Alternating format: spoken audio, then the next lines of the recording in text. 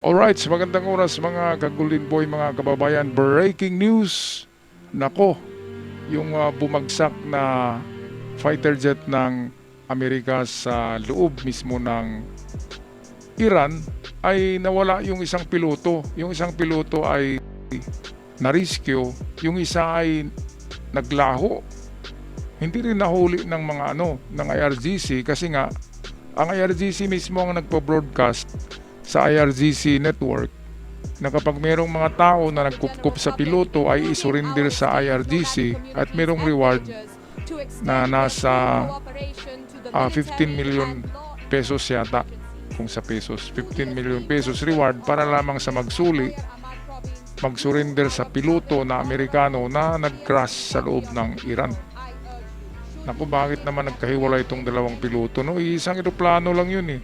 Tapos dalawa sila, co-pilot yung isa. Yung isa ay natagpuan kagad ng rescue helicopter ng Amerika. Yung isa naman ay biglang naglaho eh. Hindi rin nahuli ng IRGC dahil isang araw din na nag-broadcast ang IRGC na kung sino man ang nagkupkup na mamamayan ng Iran sa piloto na yon ay ibigay nyo sa gobyerno yon, yung piloto isurrender nyo at meron kayong reward na 15 million pesos, sa pesos yon, mga kababayan. Kaya ano kayang nangyari sa piloto, no? Saan kaya to nagtago? Sa palagay ko merong mabait na Iranian eh, kasi hindi naman lahat ng Iranian ay IRGC. Merong mga Iranian na yung sumasama sa protesta noon, yun ay mga pro-democracy na mga Iranian yun. Mababait yun, hindi yun katulad nitong IRGC. Kaya palagay ko, isa sa mga yun ang nagtatago sa sa piloto na yun, kaya hindi matagpuan. Okay, balik tayo dito sa Fox News Channel. Atin na pakinggan ang kanilang update sa nangyayari sa Iran at sa Middle East.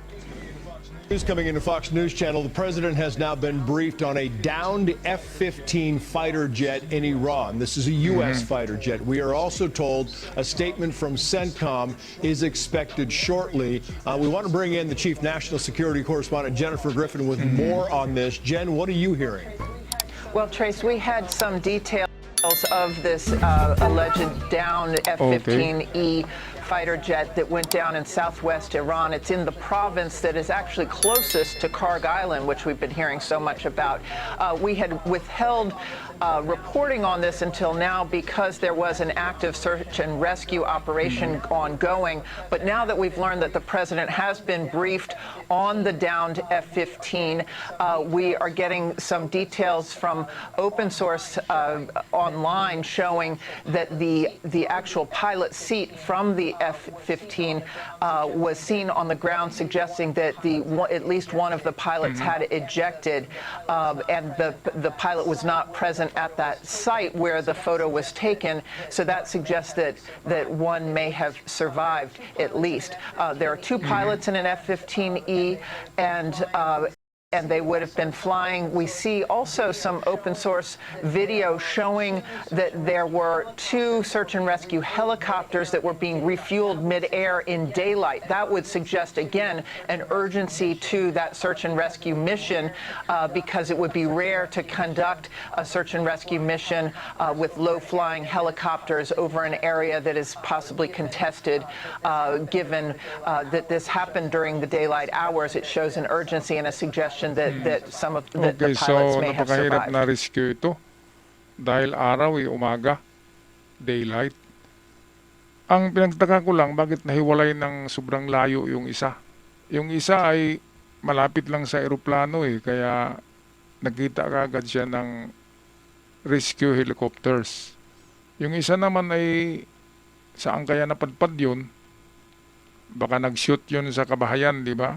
At ang nabagsakan niya na bahay ay anti-IRGC, di ba? Marami naman talagang anti-Ali Khamenei diyan sa Iran, lalo na sa civilian areas. Kaya palagay ko mayroong nagkup-kup tinago siya kasi nga ang Iranian channel, Iranian broadcast Kaya nag-broadcast kanina. Napanood ko yung babaeng nakaitim na broadcaster, nakahijab. Sabi ay surrender nyo sa gobyerno yung piloto at meron kayong papuyang kung sa piso pa ang halaga ay 15 million pesos. Malaki-laki na rin yun na pabuya. Kasi alam ng IRGC na merong 70% of Iranian ay anti-Khamenei regime, anti-IRGC yan. Kaya pwede ngang itinago lang yon. Ngayon, ang ginawa ng mga trolls ng Iran ay kung ano-anong mga pinagsasabi no. Sabi ay na-shoot down daw, binaril daw, o natamaan daw. Pero ang sabi sa Amerika ay malfunction lang ng jet fighter eh. Nagmalfunction at kaya nga nakapag-eject pa ang piloto dahil nga alam nila na nagmalfunction yung makina ng jet fighter. Kaya isa na namang ano to. Noong una, 3 jet fighter, di ba? Tinamaan ng friendly fire ng Kuwait. Friendly fire. Iba kayong tumira ay kamag-anak yun ni Ali Khamenei.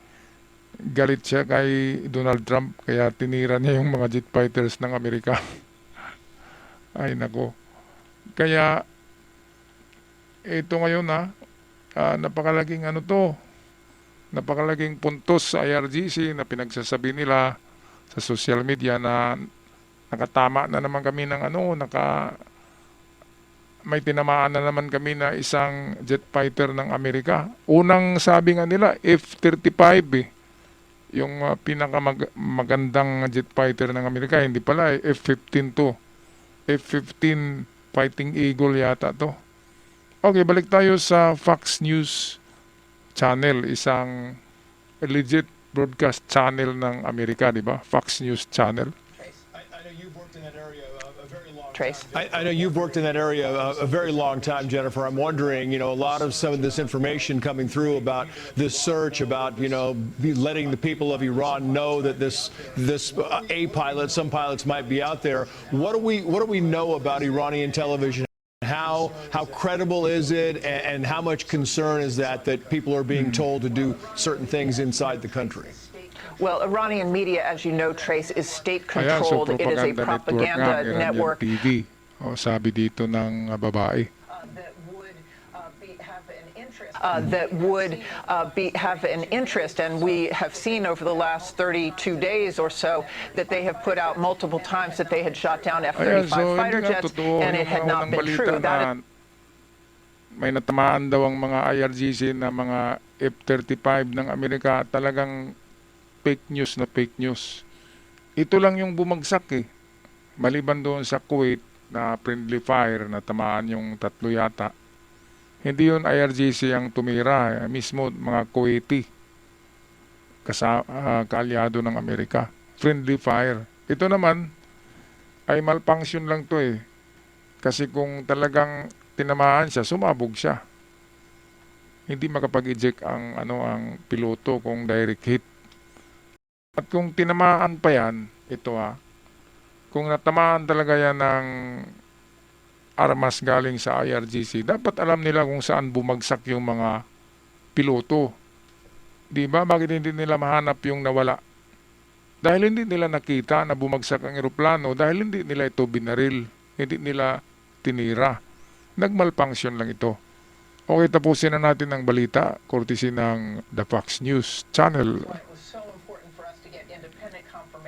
That's why it was so important for us to get independent confirmation that this F-15 had in fact gone down. So some of the details that the Iranians are putting out may in fact be propaganda for their purposes. But what we can say at this point is the President of the United States has been briefed on this F-15 going down, and that CENTCOM is expected to put out a statement. So we feel comfortable in reporting the fact that the F-15 did go down. But in terms of the reliability of Iranian state television, it is part of the war effort at this point. Trace. Yeah, let's bring in Benjamin Hall to the conversation here, because we still don't know how the F-15 went down. We don't know if this was mechanical mechanical. We don't know if this was shot down. A lot of things very much unconfirmed right now, Benjamin. Yeah, that's right. And, in moments like this nowadays, we are actually watching online and we're looking at some of the videos that are coming out. And you have to be really careful, of course, about Iranian state TV. But there have been images coming up of the ejector seat on the ground, so it's clear that appears to have been fired and discharged and no pilot near it. But look, from the beginning of the conflict, we have to remember that the US moved quite carefully over Iran with its airplanes, and it began with sort of the B-2s and some of the higher flying planes as they knocked out to try to get air supremacy, and there was a feeling that air supremacy had been gained at that point, and so it'll be really interesting to see how this plane was shot down. Now, Iranian state TV, and again, their state TV, we must never take anything 100% from them, but they also put out a request that if anyone Ayan, found so these pilots, they would offer a reward of equivalent pala yan sa $60,000. sa halos 3 million, 2 million mahigit ang $60,000. Yun nga, sabi ko kanina na nagbigay ng pabuya ang Iranian TV sa sino man na nagkupkup sa piloto na yon sa Iran. Ibig sabihin ay hindi nahuli ng IRGC. At ibig sabihin, hindi nakita ng IRGC ang moment ng pagbagsak ng eroplano dahil hindi sila ang tumira nito. Ito'y nasira lang sa ganun talaga. Mayroong mga eroplano na medyo masama na pala ang kondisyon, di ba? At bigla na lamang ito titirik sa itaas ng hangin, kaya nagkaroon ng crash landing. At ito mga kababayan, F-15 Strike Eagle ay kapag bumagsak ang ganyan sa teritoryo ng kalaban, kinukuha talaga ng Amerika yan. Kasi mayroong mga sikreto yan ang mga eroplano na yan. Merong design secret yan. Hindi yan makopya-kopya ng China. Kaya, i-rescue talaga yan ng Armed Forces ng Amerika. Pasabugin yan Mismo doon, pasabugin yan para hindi makopya ng Iran, ng China, ng Russia ang disenyo ng F-15 Strike Eagle. Alright, anong masasabi niyo dito mga ka-Golden Boy, mga kababayan, sa nawawalang piloto? Wala pa tayong update niyan Isa lang yung na-rescue, yung isa nawala. Kahit IRGC at Iran government, hindi nila alam kung nasaan na yung piloto. Ibig sabihin, hindi nila na-capture yan. At hindi sila ang bumaril ng eroplano dahil hindi nga nila nakita kung saan bumagsak siyempre, pag-eject niyan ay bubukas yung parachute, makikita mo yun kung saan babagsak. Pero hindi nila alam kung nasaan. Ibig sabihin, hindi nga sila ang nag-shoot ng eroplano na yan. Okay, ako'y magpaalam na. Maraming salamat mga kababayan. Pag-i-comment at pag-i-subscribe sa ating video sa mga bago pa lamang. Maraming salamat at ingat ang lahat. Hanggang sa muli.